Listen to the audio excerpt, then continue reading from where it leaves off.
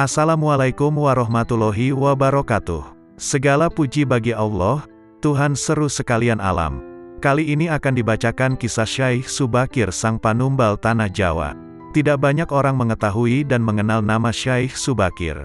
Padahal Syaikh Subakir adalah salah seorang ulama besar, Wali Songo, periode pertama yang dikirim Khalifah dari Kesultanan Turki Utsmaniyah, Sultan Muhammad pertama, untuk menyebarkan agama Islam di wilayah Nusantara. Syaikh Subakir konon adalah seorang ulama besar yang telah menumbal tanah Jawa dari pengaruh negatif makhluk halus saat awal penyebaran ajaran Islam di Nusantara. Kisahnya dimulai saat Sultan Muhammad pertama bermimpi mendapat wangsit, ilham irhas, petunjuk, untuk menyebarkan dakwah Islam ke tanah Jawa. Adapun mubalighnya diharuskan berjumlah 9 orang. Jika ada yang pulang atau wafat, maka akan digantikan oleh ulama lain asal tetap berjumlah 9. Sehingga dikumpulkanlah beberapa ulama terkemuka dari seluruh penjuru dunia Islam waktu itu. Para ulama yang dikumpulkan tersebut mempunyai keahlian masing-masing. Ada yang ahli tata negara, berdakwah, pengobatan, tumbal atau ruqyah, dan lain-lain. Lalu dikirimlah beberapa ulama ke Nusantara atau tanah Jawa. Namun sudah beberapa kali utusan dari Kesultanan Turki Utsmaniyah yang datang ke tanah Jawa untuk menyebarkan agama Islam, tapi pada umumnya mengalami kegagalan. Penyebabnya masyarakat Jawa saat itu sangat memegang teguh kepercayaannya, sehingga para ulama yang dikirim mendapatkan halangan karena meskipun berkembang tetapi ajaran agama Islam hanya dalam lingkungan skala yang kecil, tidak bisa berkembang secara luas seperti yang diharapkan. Selain itu konon, Pulau Jawa saat itu masih merupakan hutan belantara angker yang dipenuhi makhluk halus dan jin-jin jahat. Lalu diutuslah Syaikh Subakir, ulama asal Persia yang ahli dalam meruqyah, ekologi, meteorologi dan geofisika ke tanah Jawa. Beliau diutus secara khusus menangani masalah-masalah gaib dan spiritual yang dinilai telah menjadi penghalang diterimanya Islam oleh masyarakat Jawa ketika itu. Berdasarkan versi Babat Tanah Jawa, setelah sampai ke Nusantara, Syaikh Subakir yang menguasai ilmu gaib dan dapat menerawang makhluk halus mengetahui penyebab utama kegagalan para ulama pendahulu dalam menyebarkan ajaran Islam, karena dihalangi para jin dan dedemit penunggu tanah Jawa. Para jin, dedemit dan lelembut tersebut bisa merubah wujud menjadi ombak besar yang mampu menenggelamkan kapal berikut penumpangnya, dan menjadi angin puting beliung yang mampu memporak-porandakan apa saja yang berada di depannya. Selain itu, para jin kafir dan bangsa lelembut tersebut juga bisa berubah wujud menjadi hewan buas, siluman, yang mencelakakan para ulama pendahulu tersebut. Untuk mengatasi hal tersebut, konon Syaikh Subakir sudah membawakan batu hitam dari Arab yang telah dirajah. Lalu batu dengan nama Raja Aji Kolocokro, versi Jawa, tersebut dipasang di tengah-tengah tanah Jawa yaitu di puncak Gunung Tidar, Magelang. Karena Gunung Tidar dipercayai sebagai titik sentral atau pakunya tanah Jawa. Kemudian efek dari kekuatan, wasilah, dari batu gaib suci yang dimunculkan oleh batu hitam tersebut, menimbulkan gejolak para dedengkot makhluk-makhluk penunggu tanah Jawa. Alam yang tadinya cerah dan sejuk, matahari bersinar terang, damai dengan kicauan burung, tiba-tiba berubah drastis selama 3 hari 3 malam. Cuaca mendung dan gelap, angin bergerak cepat, kilat menyambar-nyambar menimbulkan hujan api. Gunung-gunung bergemuruh tiada henti, lelembut, setan, siluman, lari menyelamatkan diri. Jin dan peri, banaspati, kuntilanak, jailangkung, semua hanyut dalam air karena tak kuat menahan panasnya pancaran batu hitam tersebut. Makhluk halus yang masih hidup pun mengungsi ke lautan. Sebagian jin yang lain ada yang mati akibat hawa panas dari tumbal yang dipasang Syaikh Subakir tersebut. Melihat hal itu, konon Sabdo Palon, raja bangsa jin yang telah 9.000 tahun bersemayam di puncak Gunung Tidar, terusik dan keluar mencari penyebab timbulnya hawa panas bagi bangsa jin dan lelembut tersebut. Sabdo Palon lalu berhadapan dengan Syaikh Subakir. Sabdo Palon lalu menanyakan maksud pemasangan batu hitam tersebut. Sang ulama menyatakan, maksud dia, menancapkan batu hitam itu untuk mengusir bangsa jin dan lelembut yang mengganggu upaya penyebaran ajaran Islam di tanah Jawa oleh para ulama utusan Khalifah Turki Utsmaniyah. Setelah terjadi perdebatan, mereka segera mengadu kesaktian. Konon pertempuran antara keduanya terjadi selama 40 hari 40 malam, hingga Sabdo Palon yang juga dikenal sebagai Ki Semar Bodronoyo Sang Danyang Tanah Jawa ini, merasa kewalahan dan menawarkan perundingan. Sabdo Palon mensyaratkan beberapa poin dalam upaya penyebaran Islam di Tanah Jawa. Isi kesepakatan antara lain, Sabdo Palon memberi kesempatan kepada Syaikh Subakir beserta para ulama untuk menyebarkan Islam di Tanah Jawa, akan tetapi tidak boleh dengan cara memaksa. Kemudian Sabdo Palon juga memberi kesempatan kepada orang Islam untuk berkuasa di Tanah Jawa. Raja-raja Islam, namun dengan catatan, para raja Islam itu silahkan berkuasa, namun jangan sampai meninggalkan adat istiadat dan budaya yang ada. Silahkan kembangkan ajaran Islam sesuai dengan kitab yang diakuinya, tetapi biarlah adat dan budaya berkembang sedemikian rupa. Syarat-syarat itu pun akhirnya disetujui Syaikh Subakir. Selain di puncak Gunung Tidar, Syaikh Subakir juga membersihkan beberapa tempat angker di Tanah Jawa yang dikuasai para raja jin dan makhluk halus lainnya. Dalam versi lain diceritakan, untuk membersihkan wilayah Gunung Tidar dari bangsa jin, Syaikh Subakir membawa senjata pusaka berupa tombak Kiai Panjang. Lalu tombak pusaka tersebut ditancapkan tepat di puncak Tidar sebagai syarat, syariat penolak bala. Dan benar, tombak sakti itu menciptakan hawa panas yang bukan main bagi para lelembut dan bangsa jin yang berdiam di Gunung Tidar. Mereka pun lari tunggang langgang meninggalkan Gunung Tidar. Sebagian pengikut Sabdo Palon dari bangsa jin melarikan diri ke timur, dan konon hingga sekarang menempati daerah Gunung Merapi yang masih dipercaya sebagian masyarakat sebagai wilayah yang angker. Bahkan sebagian lagi anak buah Sabdo Palon ada yang melarikan diri ke Alas Roban, dan ke Gunung Serandil. Tombak itu sekarang masih dijaga oleh masyarakat dan ditempatkan di puncak Gunung Tidar dengan nama petilasan, makam tombak Kiai Panjang. Dengan adanya tombak sakti itu, maka amanlah Gunung Tidar dari kekuasaan para jin dan makhluk halus. Dan karena keberhasilannya menumbal Tanah Jawa lalu penyebaran Islam oleh Wali Songo periode pertama menjadi lancar. Nama Syaikh Subakir lalu menjadi sangat terkenal dan dikagumi di kalangan para pendekar dan Srikandi, penganut ilmu gaib dan kanuragan, bangsawan serta masyarakat di Tanah Jawa ketika itu. Sehingga mereka terkesan melampaui batas mendewakan sang ulama asal Persia tersebut. Akhirnya, untuk melepaskan kefanatikan masyarakat terhadap Syaikh Subakir, dan untuk menjaga akidah umat Islam, maka pada tahun 1462 Masehi, Syaikh Subakir pulang ke Persia, Iran. Ini dimaksudkan agar kefanatikan tersebut runtuh, dan masyarakat kembali kepada tauhid yang benar. Selain itu, tugas utama Syaikh Subakir untuk membersihkan Tanah Jawa dari pengaruh negatif makhluk halus telah selesai. Selanjutnya setelah Syaikh Subakir wafat, menurut satu riwayat, posisinya digantikan oleh Wali Songo lainnya yaitu Sunan Kalijaga. Adapun versi Astana Cirebon sebagai berikut. Syaikh Subakir adalah sang babat alas Jowo, Islam di Tanah Jawa sebelum Wali Songo. Sudah banyak utusan dari negeri Arab dalam hal menyebarkan agama Islam di Tanah Jawa namun terbentur akan kekuatan gaib yang masih menguasai Tanah Jawa, Nusantara. Maka, ditunjuklah Syaikh Subakir untuk menumbali Tanah Jawa sebelum para wali-wali memulai dakwahnya. Penyebab utama dari gagalnya syiar agama Islam sebelum Syaikh Subakir disebabkan oleh masyarakat yang masih kokoh memegang kepercayaan lama, klinik. Dalam artian, bahwa masih banyak makhluk yang menghuni dan mempengaruhi masyarakat Jawa untuk menyembah pepohonan, batu besar, atau hal-hal yang menyeru kepada kemusyrikan. Disitulah Syaikh Subakir berperan menghilangkan gangguan jin dan setan tersebut menggunakan batu hitam yang dipasang Syaikh Subakir di bagian-bagian Nusantara. Untuk Tanah Jawa sendiri diletakkan di tengah-tengahnya Pulau Jawa, yaitu di Gunung Tidar. Setelah semua dipasang, efek dari kekuatan gaib batu hitam tersebut menimbulkan gejolak besar yang membuat jin dan setan mengamuk. Kemudian, Syaikh Subakir meredamnya dengan berdialog bersama mereka.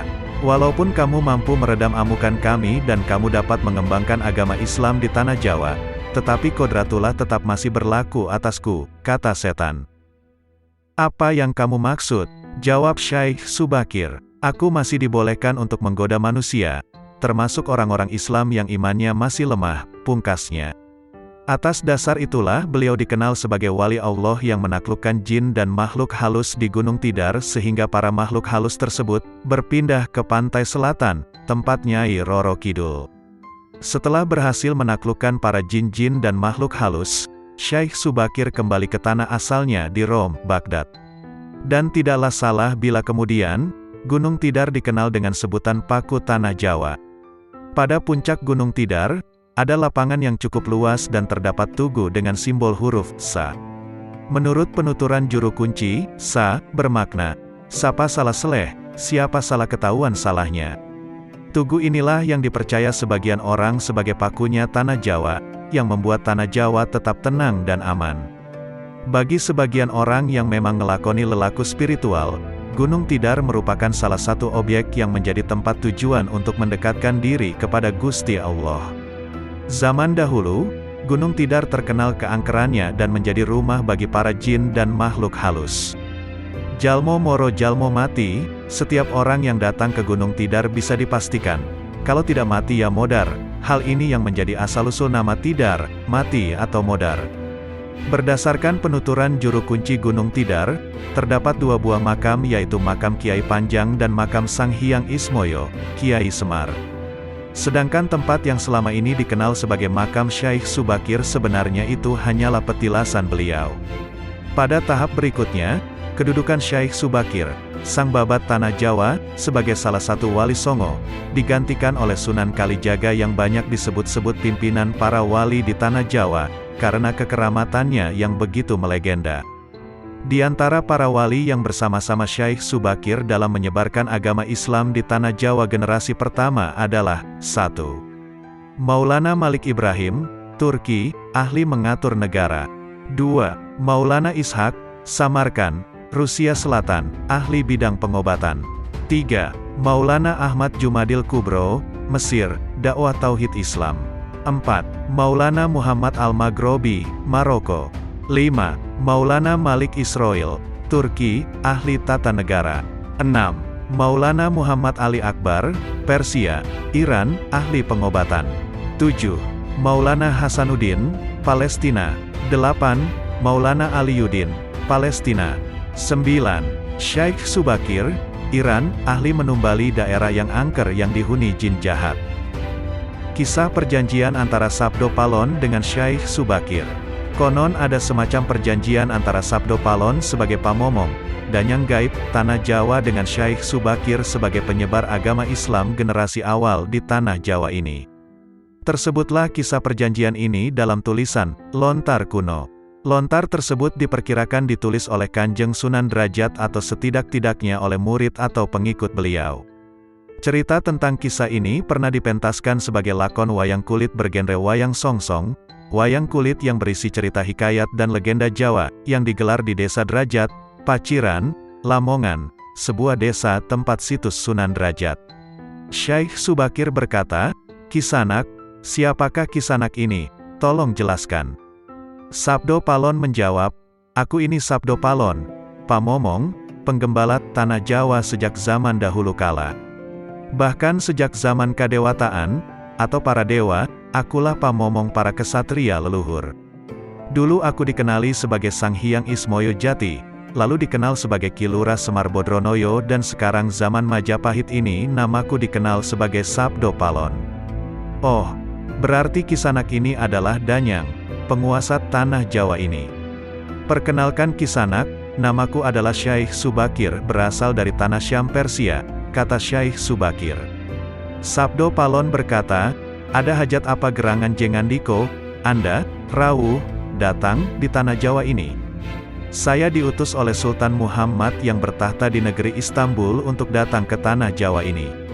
"Saya tidaklah datang sendiri, kami datang dengan beberapa kawan yang sama-sama diutus oleh Baginda Sultan," jawab Syekh Subakir.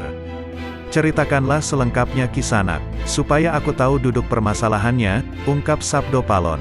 "Baiklah, pada suatu malam, Baginda Sultan Muhammad bermimpi menerima wisik, atau ilham.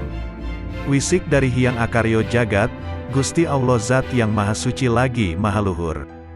Diperintahkan untuk mengutus beberapa orang alim, ahli ilmu, ke Tanah Jawa ini. Yang dimaksud orang alim ini adalah sebangsa pendeta, brahmana, dan resi di tanah Hindu. Pada bahasa kami disebut ulama, jawab Syaikh Subakir. Jadi Jengandiko ini termasuk ulama itu tadi? Tanya Sabdo Palon. Iya, saya salah satu dari utusan yang dikirim Baginda Sultan. Adapun tujuan kami dikirim kemari adalah untuk menyebarkan wawara suci, ajaran suci, amedar agama suci, yaitu Islam, kata Syaikh Subakir. Bukankah Kisanak tahu bahwa di tanah Jawa ini sudah ada agama yang berkembang yaitu Hindu dan Buddha yang berasal dari tanah Hindu? Lalu buat apa lagi Kisanak menambah dengan agama yang baru lagi, kata Sabdo Palon. Syaikh Subakir menjawab, biarkan kawulo dasih, atau rakyat, yang memilih keyakinannya sendiri. Bukankah Kisanak sendiri sebagai danyangnya tanah Jawa lebih paham bahwa sebelum agama Hindu dan Buddha masuk ke Jawa ini, di sini pun sudah ada kapitayan, kepercayaan. Kapitayan atau ajaran asli tanah Jawa yang berupa ajaran Budi. Sabdo Palon berkata, ya, rupanya Kisanak sudah menyelidiki kawulo Jowo di sini. Memang di sini sejak zaman sebelum ada agama Hindu dan Buddha, sudah ada kapitayan asli. Kapitayan adalah kepercayaan yang hidup dan berkembang pada anak cucu di Nusantara ini. Jika berkenan, tolong ceritakan bagaimana kapitayan yang ada di tanah Jawa ini, ungkap Syaikh Subakir. Secara ringkas kepercayaan Jawa sejak dulu itu begini. Manusia Jawa sejak dari zaman para leluhur dahulu kala, meyakini ada Sang Maha Kuasa yang bersifat tan keno kinoyo ngopo, tidak bisa digambarkan bagaimana keadaannya. Dialah pencipta segala-galanya, Bawono Agung dan Bawono Alit, jagat besar dan jagat kecil, alam semesta dan alam manusia. Orang Jawa meyakini bahwa Dia yang Maha Kuasa ini dekat, juga dekat dengan manusia. Dia juga diyakini berperilaku sangat welas asih. Dia juga diyakini meliputi segala sesuatu yang ada. Karena itu masyarakat Jawa sangat menghormati alam sekelilingnya. Karena bagi mereka semuanya mempunyai sukma. Sukma ini adalah sebagai wakil dari Dia yang Maha Kuasa itu. Jika masyarakat Jawa melakukan pemujaan kepada Sang Pencipta, mereka lambangkan dengan tempat yang suwung. Suwung itu kosong namun sejatinya bukan kosong, namun berisi Sang Maha Ada. Karena itu tempat pemujaan orang Jawa disebut Sanggar Pamujan. Di salah satu bagiannya dibuatlah sentong kosong, tempat atau kamar kosong, untuk arah pemujaan. Karena diyakini bahwa di mana ada tempat suwung di situ ada Yang Maha Ada dan Yang Maha Berkuasa, jelas Sabdo Palon. Syaikh Subakir berkata, nah itulah juga yang menjadi ajaran agama yang kami bawa. Untuk memberi ageman, pegangan atau pakaian, yang menegaskan itu semua. Bahwa sejatinya di balik semua yang maujud ini ada Sang Wujud Tunggal yang menjadi pencipta, pengatur dan pengayom alam semesta. Wujud Tunggal ini dalam bahasa Arab disebut Al-Ahad. Dia maha dekat kepada manusia, bahkan lebih dekat Dia daripada urat leher manusianya sendiri. Ajaran agama kami menekankan budi pekerti yang agung, yaitu menebarkan welas asih kepada alam gumebyar, kepada sesama titah atau makhluk. Lihatlah Sang Danyang, betapa sudah rusaknya tatanan masyarakat Majapahit sekarang. Bekas-bekas perang saudara masih membara. Rakyat kelaparan, perampokan dan penindasan ada di mana-mana. Ini harus diperbaharui budi pekertinya. Sabdo Palon berkata, aku juga sedih sebenarnya memikirkan rakyatku. Tatanan sudah bubrah. Para pejabat negara sudah lupa akan dharmanya. Mereka saling sikut untuk merebutkan jabatan dan kemewahan duniawi. Para pandito juga sudah tak mampu berbuat banyak. Orang kecil salang tunjang, bersusah payah, mencari pegangan. Zaman benar-benar zaman edan. Karena itulah mungkin Sang Mahajawata Agung menyuruh Sultan Muhammad Turki untuk mengutus kami ke sini. Jadi, wahai Sang Danyang Tanah Jawa, izinkanlah kami menebarkan wawara suci ini di wewengkon, wilayah kekuasaanmu ini, jawab Syaikh Subakir. Baiklah jika begitu. Tapi dengan syarat-syarat yang harus kalian patuhi, jawab Sabdo Palon. Syukurlah jika diizinkan secara baik-baik, karena jikapun tidak, kami tetap akan mewedarkan ajaran ini. Kalau begitu apa yang menjadi syaratnya itu wahai Sang Danyang Tanah Jawa, kata Syaikh Subakir. Sabdo Palon berkata, pertama, jangan ada pemaksaan agama, dharma atau kepercayaan. Kedua, Jika hendak membuat bangunan tempat pemujaan atau ngibadah, buatlah yang wangun. Bangunan, luarnya nampak cakrak atau gaya Hindu Jawa walau isi dalamannya Islam. Ketiga, jika mendirikan kerajaan Islam maka ratu yang pertama harus dari anak campuran. Maksud campuran adalah jika bapaknya Hindu maka ibunya Islam. Jika bapaknya Islam maka ibunya harus Hindu. Keempat, jangan jadikan wong Jowo berubah menjadi orang Arab atau Parsi. Biarkan mereka tetap menjadi orang Jawa dengan kebudayaan Jawa walau agamanya Islam. Karena agama setahu saya adalah Dharma, yaitu lelaku hidup atau budi pekerti. Hati-hati jika sampai orang Jawa hilang Jawanya, hilang kepribadiannya, hilang budi pekertinya yang adiluhung, maka aku akan datang lagi. Ingat itu, 500 tahun lagi jika syarat-syarat ini sudah terabaikan, maka aku akan muncul dengan membuat goro-goro. Syekh Subakir berkata, baiklah jika memang begitu. Syarat pertama sampai keempat aku setujui. Namun khusus syarat keempat, betapapun aku dengan kawan-kawan akan tetap menghormati dan melestarikan budaya Jawa yang adiluhung ini. Namun jika suatu saat kelak karena perkembangan zaman dan ada perubahan, maka tentu itu bukan dalam kuasaku lagi, biarlah Gusti Kang Akaryo Jagat yang menentukannya. Memang susah untuk mengetahui keadaan, asal-usul atau gambaran kondisi sebuah masyarakat nan jauh ke masa lalu.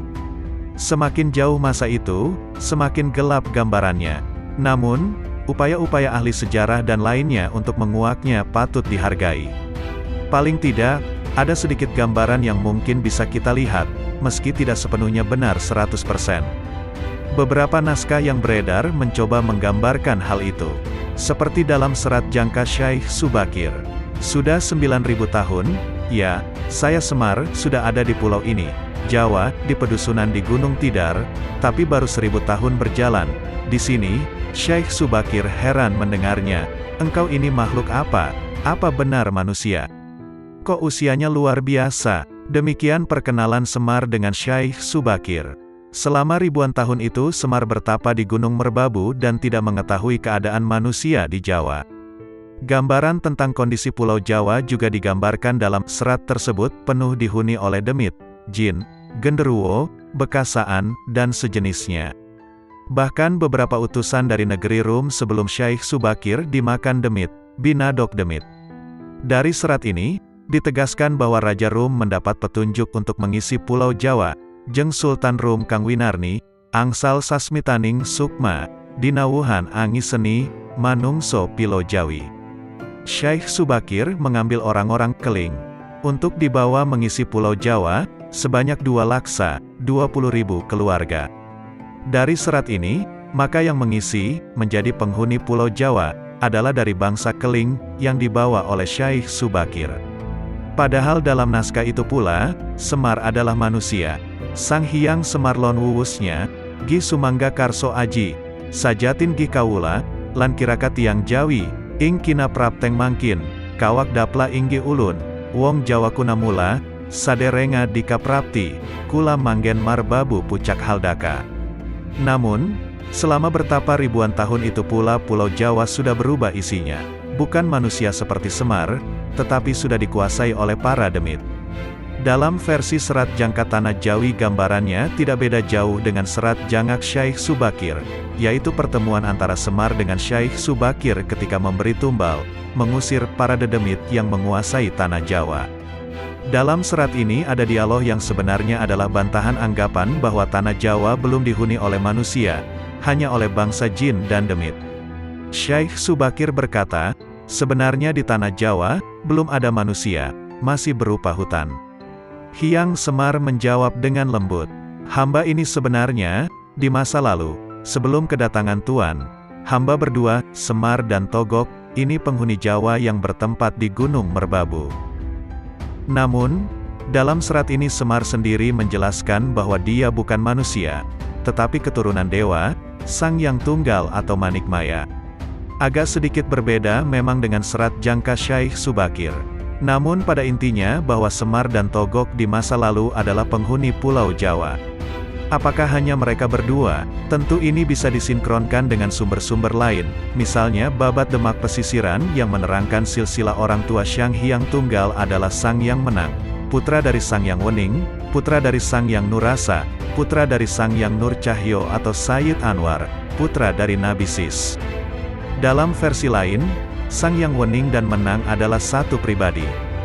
Dalam serat Jangka Tanah Jawi, Semar adalah keturunan dari Nabi Sis, jika digabungkan babat Demak Pesisiran, karena anak dari Sang Yang Tunggal. Namun, dalam babat Demak Pesisiran, nama Semar tidak muncul sebagai anak Sang Yang Tunggal. Disinilah letak gelapnya lagi, Semar di satu sisi mengaku anak Sang Yang Tunggal, namun dalam babat Demak Pesisiran, tidak masuk.